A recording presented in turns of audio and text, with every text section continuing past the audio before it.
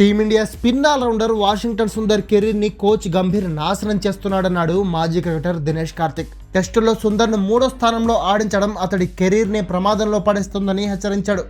South ఆఫ్రికాతో Kolkata వేదికగా జరిగిన తొలి టెస్టులో టీమిండియా 124 పరుగుల లక్ష్యాన్ని కూడా ఛేదించలేక 30 పరుగుల తేడాతో ఓటమి పాలైంది. స్పిన్కు అనుకూలంగా ఉన్న వికెట్పై భారత బ్యాటర్లు తేలిపోయారు. సొంతంగా స్పిన్ వికెట్ను తయారు చేయించుకుని మరీ 4 స్పిన్నర్లతో బరిలోకి దిగిన టీమిండియా అదే స్పిన్కి బలైంది.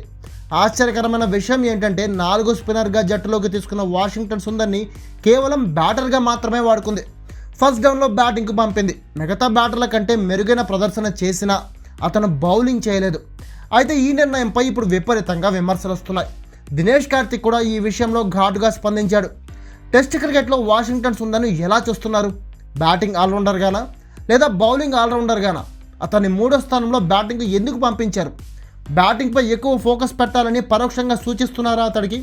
ఇది ఇలానే కొనసాగిస్తే అతను పూర్తిగా బ్యాటింగ్ పైన ఫోకస్ పెడతాడు.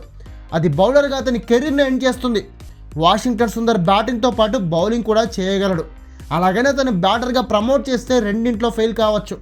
అది అతడి కెరీర్కే ప్రమాదం అని దినేష్ కార్తిక్ వార్నింగ్ ఇచ్చాడు. ఇక టీమిండియా సౌత్ ఆఫ్రికా మధ్య 2వ టెస్ట్ మ్యాచ్ 22వ తేదీ నుంచి ప్రారంభం కాబోతోంది. మరి ఈ మ్యాచ్లో ఎలాంటి బ్యాటింగ్ లైనప్ను గంభీర్ సెట్ చేస్తాడో చూడాలి.